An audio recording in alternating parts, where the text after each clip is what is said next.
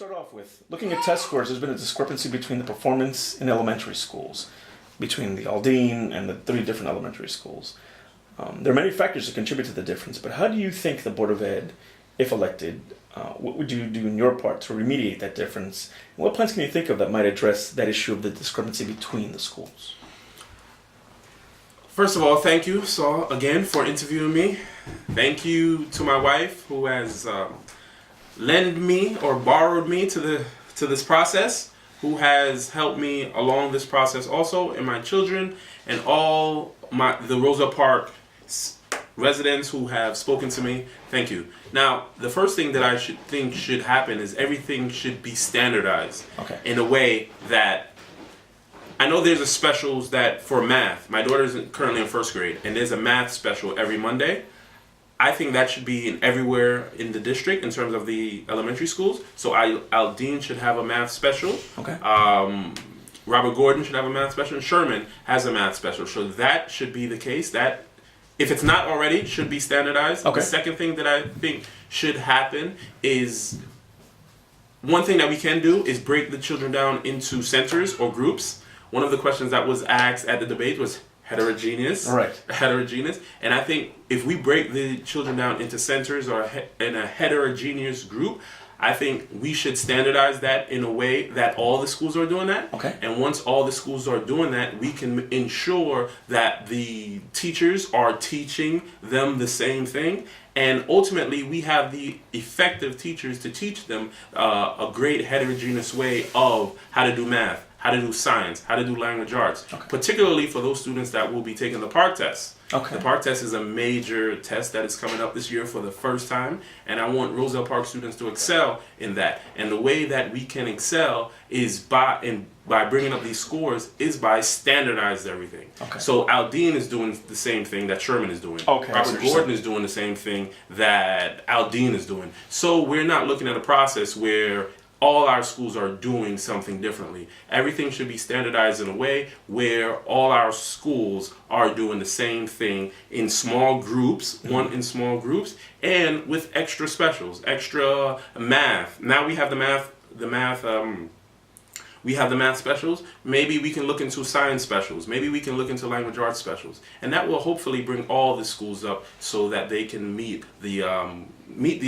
our great expectation and our great standards. Okay, thank you.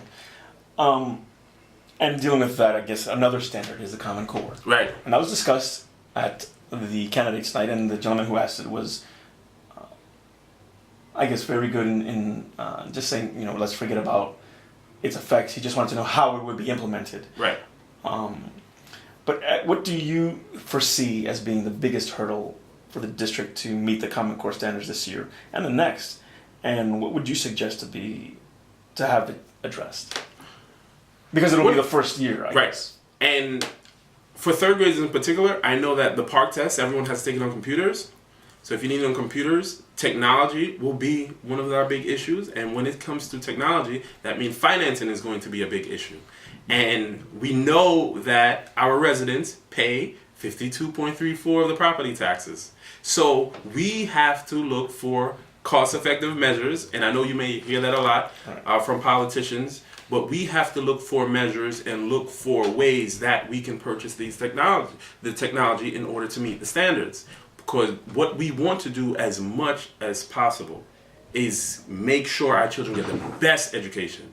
But what we don't want as much as possible is burden the taxpayers. So we have to, moving forward, we have to make sure that we have the proper technology. Okay. We purchase the best technology in order to do that. And the way we do that is that I know for certain we have a surplus. So if we can use a minor amount of the surplus in order to meet our needs, I think that will address our technology deficiencies. And also with that, that technology, I guess, will become the instructing of the technology, because children will need to become familiar with computer use, taking tests, having that attention drawn to that. So that cost also will be towards the instructor, whomever that may be. Right. So in doing those two things, do you see technology as being more and more a place in, again, along with Right. libraries now becoming media centers? Right. You know, we saw downstairs the laptops that Right. were at the schools. Now that more and more technology will become part of that, Right. how do you think both the board, the district, and voters should come to realize that that's going to come at a cost? Right.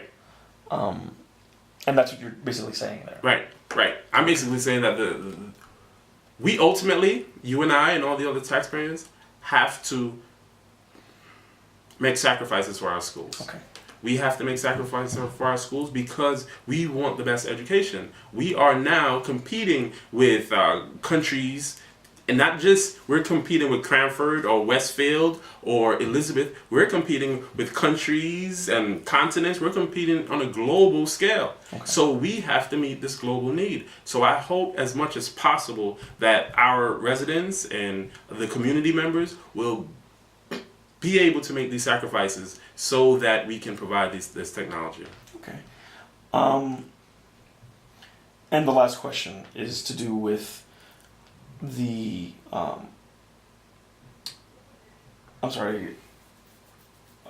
parental, or the issue of students with either special needs or any kind of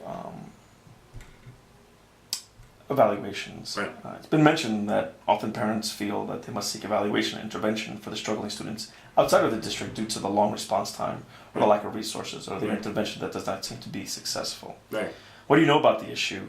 And if on the board, how do you think as a cohesive group you would address that? I know the first thing that can happen is an IEP Okay. in order to evaluate the child. And an IEP can either be one that the teacher try to either formulate the process, or the parent want to formulate the process. And that IEP's individual education Right. program. Right. Right. Individual educational program. So that's the first thing. The child is tested, evaluated to ensure that they need these services. So one of the things that I would try to do as much as possible to see I get your support, is try to see how that process is done, how the initial process is done. If a teacher sees that a child is trying to learn but having some difficulties, how is that process done? Is the parent contacted?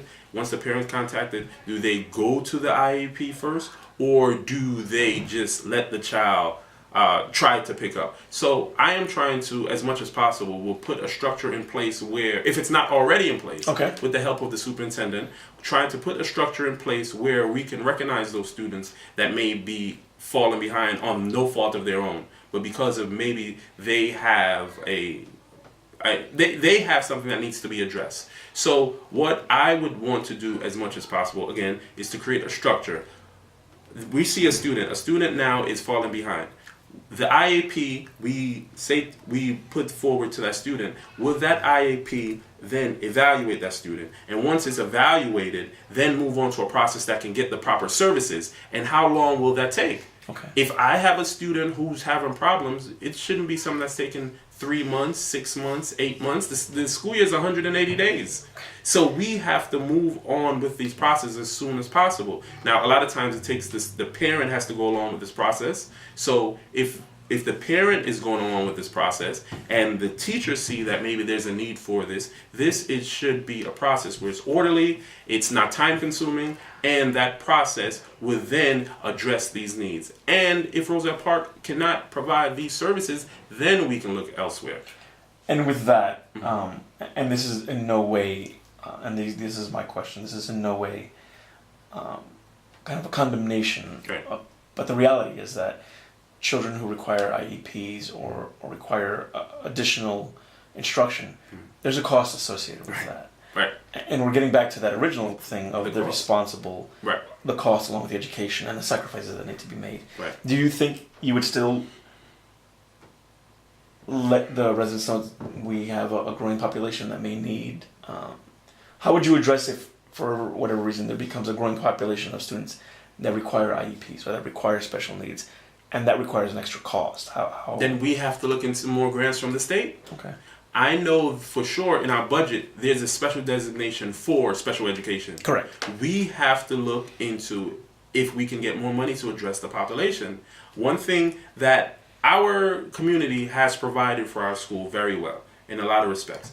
But we have to look for state resources and possibly federal resources in order to meet these special education needs, or in order to meet these developmental needs. Because as we grow, something like that grows, again, we don't want the taxpayers to get the bulk of costs associated with that. So we have to ensure that the town, I know they recently hired, or in the process of hiring a grant writer. They did. Yes. Okay. So they hired a grant writer. So we have to make sure that the grant writer is going after those grants, whether it's a state, federal, or even private grants that can meet this growing population, if that's the case. Okay. Well, Sundjata, I thank you for the time, and we're going to take a pause. Thank you, Roselle Park residents, for this opportunity. When I started this process, no one basically knew who I was, but I just wanted to make a difference. I wanted to make a change. I wanted input. My daughter and ultimately my son, who just turned 1, both of them will be part of the educational system, and I just wanted to be a part of the educational process. So I would like to thank all the residents that have invited me into their homes. Thank all the residents who have listened to me, gave me advice. It's been a great process. And I would also like to thank the PTA. We have debated on certain issues, but I know ultimately our debates have been about bettering the system, bettering the educational process for all the children. So I would like to thank everyone. I would like to thank my opponents. I would like to thank Roderick Bowman, who I've had great conversations with. I would like to thank Jeff Vita. I would like to thank Mr. Miller, Christopher Miller, and everyone a part of this process. And I also like to thank Saul and his lovely wife. I would like to thank Saul and his lovely wife for letting him doing this type of work, and my lovely wife for letting me doing this type of work. So thank you very much, and hopefully I can get your support on Tuesday. Thank you.